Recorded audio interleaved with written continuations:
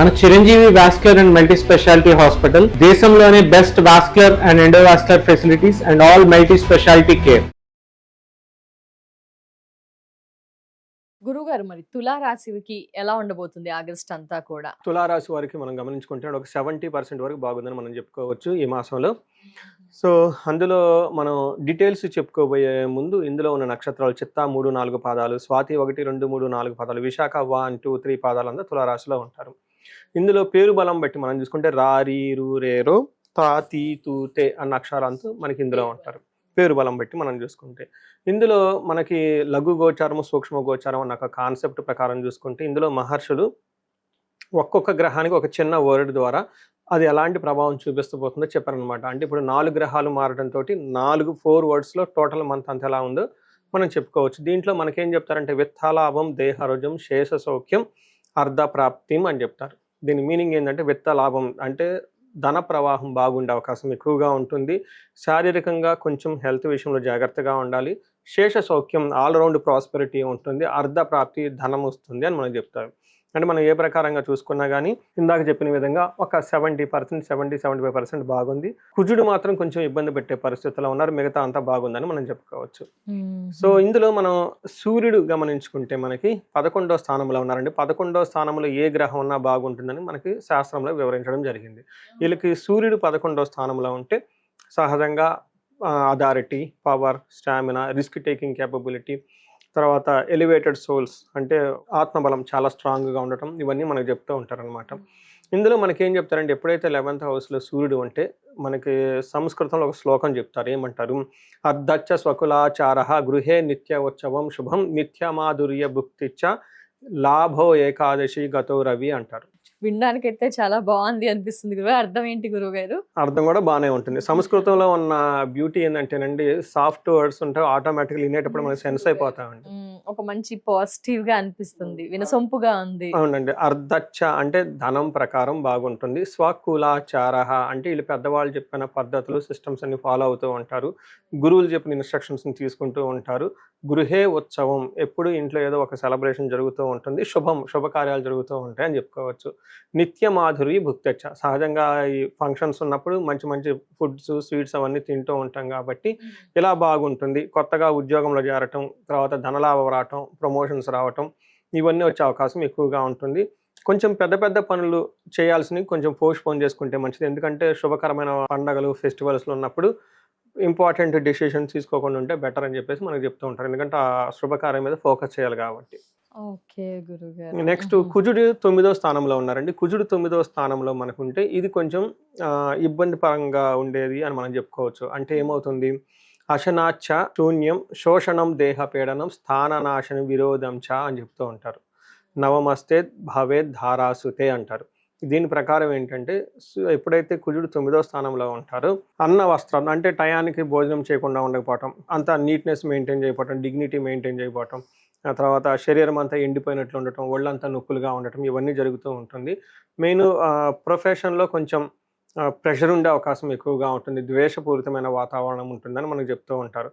వృధా ప్రయాణాలు, అటు ఇటు ప్రయాణాలు చేస్తే అందులో పెద్ద కలిసి రాదు అని చెప్తారు. అయితే ఓవర్ ఎక్స్పెండిచర్ అనవసరమైన ఖర్చులు, హంగులు ఆర్భాటాలకు పోయేసి అవసరం ఉన్నా లేకపోయినా ఎడాబడా కొనేసి డబ్బులు ఖర్చు పెట్టుకునే అవకాశం కూడా ఉందని గమనించాలి. ఇది మనకి ముఖ్యంగా చూసుకుంటే సూర్యుడి వల్ల ప్రాఫిట్ ఉంది, కుజుని వల్ల కొంచెం ఇబ్బందులు ఉన్నాయని గమనించుకోవాలి. అయితే బుధుడిలో 10th హౌస్లో బుధుడు ఉండటం వల్ల ప్రొఫెషనల్ మ్యాటర్స్లో లేదంటే సాఫ్ట్వేర్ వాళ్ళు ఎవరైనా ఉన్నా కానీ ఈ ట్రాన్సాక్షన్స్, మనీ ఫ్లో అంతా చాలా స్మూత్గా అవుతుంది. ఎక్కడ ఎలాంటి ఆటంకాలు ఉండవు అని మనం చెప్పుకోవచ్చు. సో ఇది కూడా బాగుంది. నెక్స్ట్ శుక్రుడు కొంచెం 50-50గా ఉన్నారని మనం చెప్పుకోవచ్చు అండి. శుక్రుడు కొన్ని విషయాల్లో అంటే ఆటంకాల ద్వారా సక్సెస్ని ఇస్తారని చెప్పుకోవచ్చు. ఆటంకాల ద్వారా సక్సెస్ వస్తుంది శుక్రుడు వల్ల. శుక్రుడు 12వ స్థానంలో ఉంటే మనకి ఏం చెప్తారంటే శత్రుపీడ అంటే శత్రువులు ఇబ్బంది పెట్టే పరిస్థితులు ఎక్కువగా ఉంటుంది. మహద్భయం అనవసరంగా భయపడే సిచ్యువేషన్స్ ఉంటుంది. తర్వాత కృష్యాది సర్వ విఘ్నం శాత్ అని చెప్తూ ఉంటారు. అంటే హార్డ్ వర్క్ చేస్తే దాంట్లో రిజల్ట్స్ కష్టం ద్వారా వస్తుంది అని చెప్పేసి మనం చెప్పుకోవచ్చు. ఫస్ట్ మనం చాలా హ్యాపీగా ఉండాలి. ఎందుకంటే ముందు రిజల్ట్ వస్తుంది, కొంచెం అటు ఇటు కష్టపడిన ఒకసారి రిజల్ట్ వస్తే ఏమన్నా కష్టం తర్వాతే సుఖం. ప్రాబ్లం ఏంటంటే మనకు కష్టపడిన ఫలితం రాదు. కష్టపడిన ప్రతిసారి కూడా రాదు. అవును గురుగారు. అందుకని చెప్పేసి కష్టం ఎంత పడాలో దానికి ఇంకా చాలా మనకేమంటారు కార్యజయం కావాలి, అనుకున్న పనులన్నీ కావాలి. నేను చాలా కష్టపడ్డాను రిజల్ట్ రాలేదంటే ఎవరు గుర్తుపెట్టుకోరు కదా. మనం హార్డ్ వర్క్ చేయాలి, రిజల్ట్ కూడా పెట్టుకోవాలన్నమాట. ఇది హోల్ గేమ్ అంతా ఇక్కడే ఉంటుంది. గెయినర్ ఆర్ లూజర్ అని చెప్పేసి గెయినర్స్కి మాత్రమే ఇక్కడ జనాలు గుర్తుపెట్టుకుంటారు, లూజర్ని ఎవరిని గుర్తుపెట్టుకోరు. లూజర్ కూడా మోస్ట్ ఆఫ్ దెబ్బలు ఉంటారు. కాబట్టి ఈ జ్యోతిష శాస్త్రం యొక్క పర్పస్ ఏంటంటే హార్డ్ వర్క్ చేశారు కాదు, ఎంత సంపాదించుకున్నారు, ధర్మార్థ కామ మోక్షాలు అంటారు అనమాట.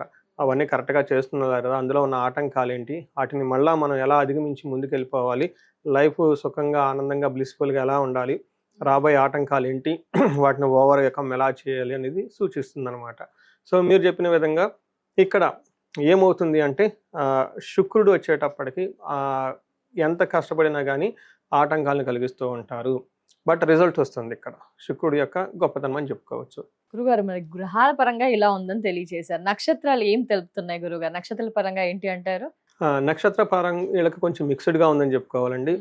చిత్తా నక్షత్రం వాళ్ళకి శారీరకంగా ఇబ్బందులు ఉంటాయని తెలుసుకోవాలి. బట్ ఇదే సూర్యుడు లాభాన్ని కూడా ఇస్తూ ఉన్నారనమాట. అంటే సూర్యుడు వల్ల లాభాన్ని ప్లస్ శారీరకంగా హెల్త్ కాంప్లికేషన్స్ ఇస్తూ ఉన్నారు. అతిగా భయపడే పరిస్థితులు ఉంటుందండి. అంటే అనుకున్న పని కాకుండా ఇబ్బందులు పడటం, లేదంటే ఆటంకాలు రావడంతో వీళ్ళు భయపడిపోతూ ఉంటారు, ఏమవుతుందో టెన్షన్గా అనమాట. అలా పరవాసం, కొంచెం ఫారిన్ వెళ్ళే అవకాశము, లేదంటే అవుట్ స్టేషన్ వెళ్ళే అవకాశం ఎక్కువగా కనిపిస్తూ ఉంటుంది. స్వాతి నక్షత్రం వాళ్ళకి అగైన్ సేమ్, అతిగా భయపడే అవకాశం ఎక్కువగా ఉంటుంది. అనుకున్న పనులు ఎక్కడో డిస్టర్బెన్స్ వస్తుంది. హెల్త్ కాంప్లికేషన్స్ విషయంలో కొంచెం జాగ్రత్తగా ఉండాలి. పరవాసం, వీళ్ళు కొంచెం ఫారిన్ లేదంటే అవుట్ స్టేషన్లో అలా దూర ప్రయాణాలు చేసే అవకాశం ఎక్కువగా ఉందని గమనించాలండి. ఇది మనకి చిత్తా, స్వాతి, విశాఖ నక్షత్రం వాళ్ళకి చూసుకుంటే ఈ 2 నక్షత్రాలతో కంపేర్ చేస్తే చాలా బెటర్గా ఉందని చెప్పుకోవచ్చు. వీళ్ళకి కార్యహాని, ఓకే, అనుకున్న పనిలో కాకుండా ఆటంకాలు వచ్చే అవకాశం ఎక్కువగా ఉంటుంది. సేమ్ వీళ్ళలాగానే పరవాసం, ట్రావెల్ చేసే అవకాశం ఎక్కువగా ఉంటుంది. అతిగా భయపడే పరిస్థితులు కూడా ఉంటేనే మనం గమనించుకోవాలి. సో మనం చూసుకుంటే అండి ఓవరాల్గా ఈ నక్షత్రాలు కానీ ఇవి చూసుకుంటే సూర్యుడు వీళ్ళకి 11th హౌస్లో ఉండి, తర్వాత బుధుడు సపోర్ట్ చేస్తూ ఉండడంతో 50-50గా బాగుంటుంది.